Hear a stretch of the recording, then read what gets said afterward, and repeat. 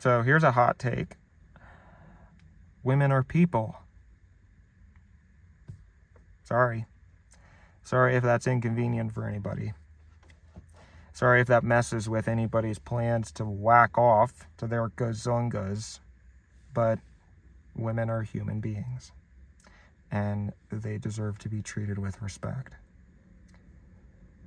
That pesky little opinion of mine has officially cost me 2 of my closest friendships. My life would probably be a lot easier if I wasn't a male feminist. My life would probably be a cakewalk if I could just sit back and let people get away with misogyny. But I can't. I will always advocate for people who are lesser than me until the day I die. And if that means a couple less friendships, good. I didn't need them anyway. And hopefully they'll take this and learn from it. That's probably too much to ask. Basically, my ex-best friend, Chris, was getting married to another one of my friends named Megan. I'm wondering if I should have said their names. It's okay. They're not in my life anymore anyway. So, basically, Chris had said a long time ago that he wanted to have his bachelor party at a strip club. And I had hoped for a long time that he was joking, but the closer that it got, the more I realized that he was not joking. And this presented a very potent moral dilemma for me. Can I support my best friend without being complicit in the societal harm that this institution is causing? And I talked with Chris about this and sort of tried to explain it, and he just looked at me like, huh? You know, because he's not really that type of guy. And I had thought that this was benign enough. You know, in hindsight, I think a good lesson is when people show you who they really are, believe them, right? But at the time, I thought, you know, he's just a dude, bro. He just doesn't, he's not abreast of gender politics and all this stuff. So I said, well, you know what? Maybe I'll go to support him because he's my best friend. I'll go for an hour or two, and then I'll just get out of there. That morning, like I said, Megan is also a friend of mine. The three of us sort of had a dynamic together. There wasn't that kind of dynamic. But basically I think Megan and I are very sort of kindred spirits, because Chris can be very intense and type A, and we're both complete opposite, you know, so we sort of are people pleasers, and we sort of I don't know. There would be a lot of times when Chris would be doing something or say something, and then Megan and I would both look at each other, you know, and there was sort of a camaraderie there. So I knew as soon as I figured out that this strip club idea was actually real, I knew there's no way Megan is okay with this, because I'm not okay with it. And usually, you know, if I were her, I would feel like I had to go along with it, and I had to say yes to keep the peace, you know, because we're both people pleasers. And so I texted her the morning of, and I said, "Hi, Megan, listen, I just want you to know that as much as Chris is my friend, you are also my friend. And please, if you are not okay with this strip club thing, please know you can talk to me about it. You can come to me with anything, and I will always understand, and I'll never judge you. I can even talk to Chris if you want and say that it's me, and make sure it doesn't happen. Just don't feel like there's no one you can talk to, basically.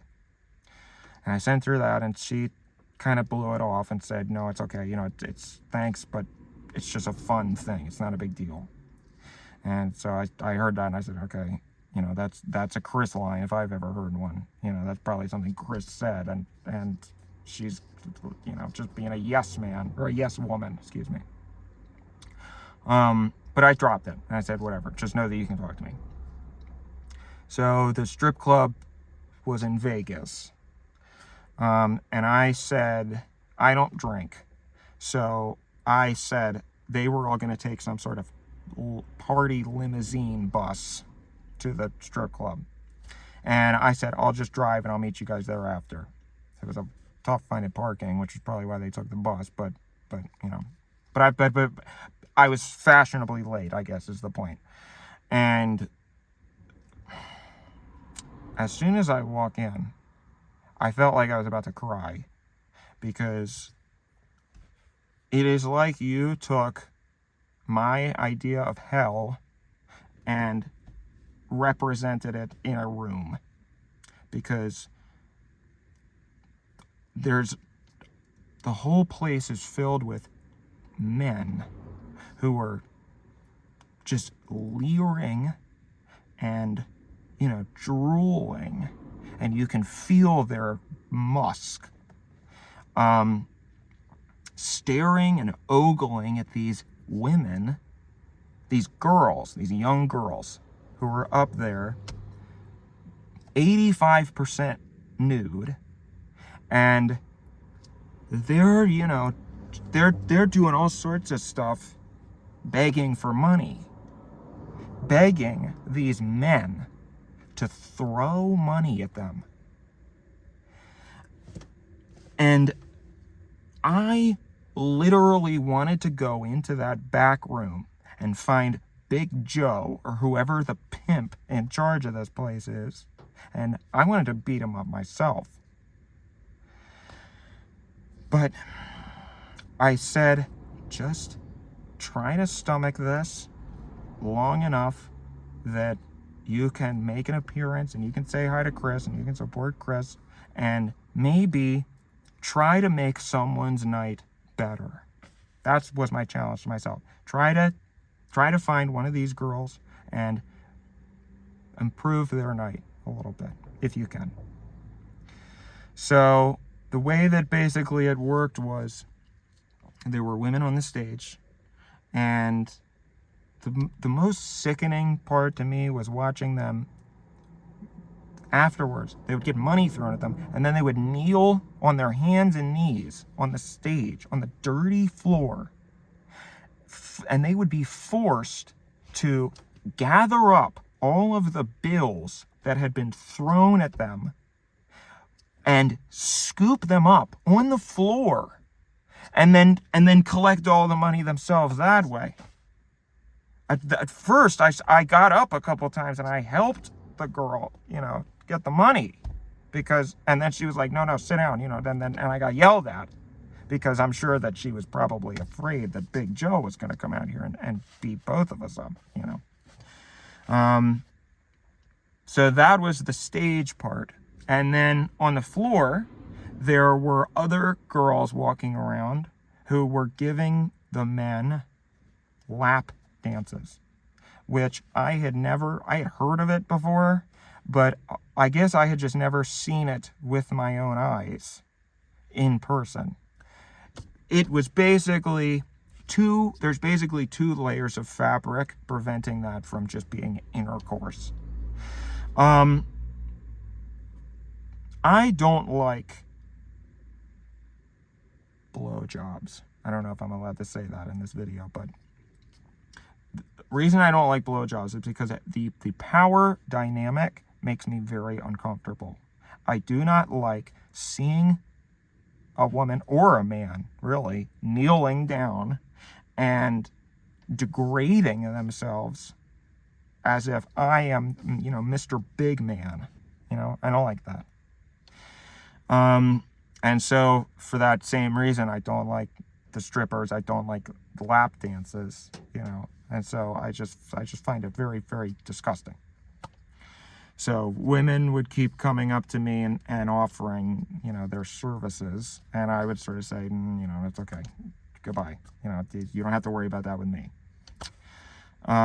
Eventually, one girl came up who was kind of cute, you know, and she said, do you want, you know, a lap dance? And I said, no, I'll tell you what I want. I want you to sit down next to me, and I want to have a conversation with you. I want to get to know you. I want to ask you how your day was, because I bet nobody's asked you that in months. How are you? How was your day? And I could just see her. It looked like she was about to cry of happiness, because I saw that sort of relief on her face that finally she was being rescued by somebody from this cesspit. And she said, you know, I'm okay. It's been a long night. I'm tired. And I said, yeah, you look it. What's your name? And she said, oh, Candy Cane or something. Then I said, no, not that name. What is your real name? And she didn't answer me, because I assumed she was worried, you know, again, Big Joe. So we started talking a little bit, and I said, okay, here's a question for you. If you could live anywhere in the world, where would you want to live? That's a question that I love asking people, because I find that it reveals a lot about them. And she said, oh, you know, I don't know. I like Vegas. I like that apparently she rides a motorcycle. And she said, I like Vegas because I can ride my motorcycle year round. And I said, oh, I get that. I'm from Maryland, you know. Winter was horrible in Maryland. So anyway, we talked a little bit about the desert. We both like the desert. And she was laughing, and she had the biggest smile on her face. And I was like, this feels good. You know, this is what I needed. I formed a genuine connection with somebody, and I was looking around at all the other men who were just like, you know, have with the women on top of them. And I just couldn't, I started laughing, because these men are so stupid that the fact that they can even stomach doing this at all with these women just goes to show you that they are so blinded by their own misogyny to think that this is anything else but an act, a show that these women are putting on, as if they are enjoying any of this at all, or they're interested in them at all. And I just couldn't believe that anybody would be that stupid, because it seems so obvious. You know, you can look at these girls' faces on these men and tell that they're trying not to cry, and then as soon as they get off their lap, they're gonna go puke in the toilet, you know. So I just looked at those guys and I laughed, and I said to Candy Cane, thank you. You know, you sort of gave me some hope in humanity tonight. And she said the same. She said, thank you. You know, you're so nice. That's what's the biggest thing she kept saying. You're so nice. You're so sweet. You're such a sweet guy. And I was like, yeah, you know, I'm sorry that the standard is so low. You know, the bar's on the floor. But, you know, I don't know. It felt good. And so she got up, and I gave her $1, you know, and I said, that was, gave you a little paid time off there. So you're welcome, you know. And she thought that was funny. She laughed. And so I sort of, I sat with that for a while in that moment. I am sort of by nature an artist. I'm kind of a writer and an actor and all of these sorts of things. So I sort of just sat there for a while with my journal. I had brought a moleskin notebook, and I was just kind of observing everybody. And writing down observations and, just sort of because it's such a crazy dynamic in there, So I was just sort of taking notes, and maybe I figured I can turn this into a screenplay or something, this me with candy cane or something. So eventually I had been there for about an hour now, and I said, okay, I think it would be okay if I left. Because when you're sober, you start to realize that there's a certain point in the evening where people get so drunk that they don't care what happens anymore, and then that's your cue to leave. So I said, okay, I'm going to go over and find Chris and say goodbye. And I also want to say goodbye to Candy Cane. I want to see if I can, maybe I can give her my number and we can get coffee or something. So first person I see is Candy Cane. And I don't know, by the way, if that was actually her actual stripper name. It was something like that. So I apologize. She for good reason, she didn't want to tell me her actual name. I see her, and she's on top of Chris, giving Chris a lap dance. And at first I didn't really believe what I was seeing. I made eye contact with Candy Cane, and I could see her sort of pretending to enjoy it, but also giving me this look with her eyeballs where she was saying, help me, please help me. So I went over, and Chris was just like, because he was so completely gone. And I said, really? You are about to get married, and this is what you're doing. You're going to throw away the perfect woman that you have at home for 5 seconds with some random stripper. And he didn't hear anything that I said because the music was so loud, and he was just like, ugh. So I leaned in real close and I patted him on the shoulder and I said, enjoy it. I hope it's worth it. And I turned around, and they immediately just went right back to what they were doing. And I went to walk out the door. But not before I pulled out my phone real quick. They don't like it when you do that, so I had to be very careful. And I took a very, very short video of Chris and Candy Cane. Just so that you could just, and I put my phone in my pocket. And I sat in the car really in torment for a long time. I was kind of trying to process what had happened. And I didn't really know what to do with the video for a long time. I had a lot of thoughts. So I drove back to the hotel, and I sort of realized what I had to do. I had to send the video to Megan. It sucks, but Chris is my friend. But Megan's my friend too, and I feel like I have a moral obligation to her to tell her who the man she thinks she knows really is. So I typed that out in a text, and I said, hi Megan, I'm really sorry that I have to come to you like this, but you need to know what's going on. And I said sort of what I had said earlier, and I attached the video and I sent it. And took a shower because I needed to get the strip club dew off of me. And then right before bed, I looked and I saw that she had read the message. She hadn't responded, but she had read it. So I said, okay, that makes sense. It's probably a lot to deal with. And I turned my phone off and I went to bed. And I got up early the next morning and planned to head back to LA. So I got up and checked my phone. Still nothing from Megan. I did, however, have a text from Chris. And he said, hey man, I love you. Thanks so much for coming out last night.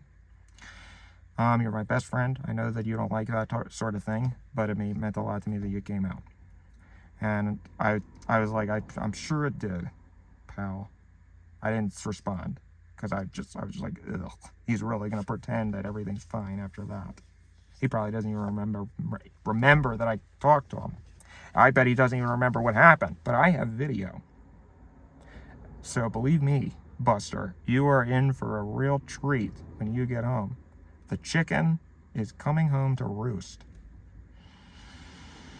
So I drove back to LA, and I thought about Candy Cane, I thought about Chris, I thought about Megan, and like I said, I love the desert. It was nice and hot and sunny, and I love the sun. I feel like I'm a succulent, I need that sunshine, because the sun is out right now in LA, but do not be fooled. We are in the thick of May gray right now. So for weeks, it's been completely overcast and cloudy because of the marine layer, and it's been really depressing. So as soon as I got back into LA, the clouds shunk right over, and it really reflected my state of mind, because I was like, geez,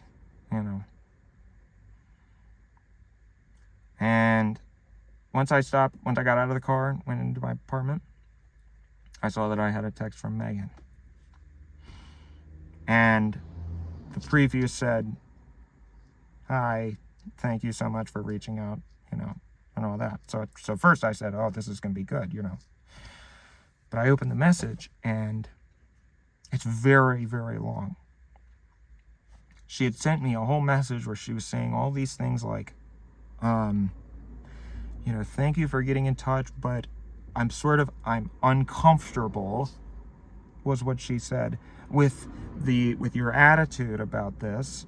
And she was like, "Oh, I resent the fact that you feel like I can't make my own decisions, and like that this would bother me, and that she really laid into me. Honestly, I was kind of not expecting it, because she was like, I resent that you think you know me better than my future husband, and that you think you know anything about our relationship, and I was just kind of like, geez, I mean, he's the one who, got a lap dance from some whore.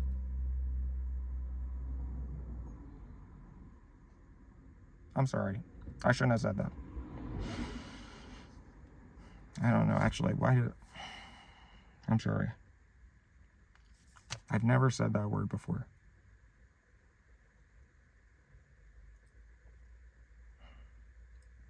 I didn't mean that, obviously.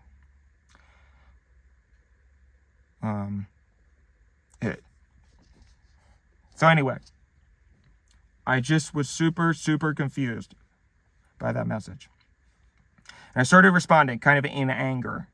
But then eventually I said, you know what? I'm going to sleep on it. Whenever I'm sort of confronted by something that's massive, I like to sleep on it for a night and then see how I feel the next morning. And I turned it around in my head. Nothing from Chris either. So the next morning I sort of knew what I had to do. And I opened up a group text to Chris and Megan. And I texted them.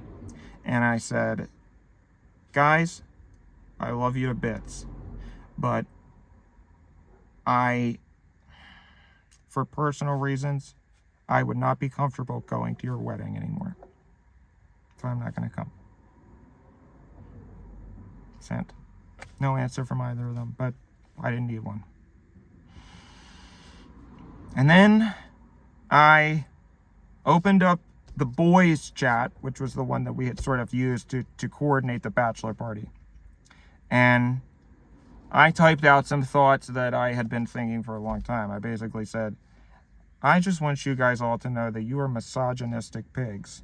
I don't know how the hell you could enjoy yourselves last night, but the fact that you were able to shows me that you are not the men that I thought you were, and I don't want anyone in this chat to consider me a friend moving forward." Not that I really had anything to lose. I mean, they were just some friends and guys that I had known. I really didn't know most of them. Most of them I did not know. I knew a couple, but, and then I had a really good line in there, too, where I said, next time, I want you to imagine that those girls were your daughters or your mothers or your sisters, and see if you can still get your rocks off. So anyway, that's just, I'm sorry that I said whore earlier. That was sort of, I wasn't talking about the girl. I was just talking about, I was sort of trying to represent society, how society looks at these people, not me. You know, that's sort of how society, that was like society talking. You know, I was sort of joking, kind of. So, okay, well, all right.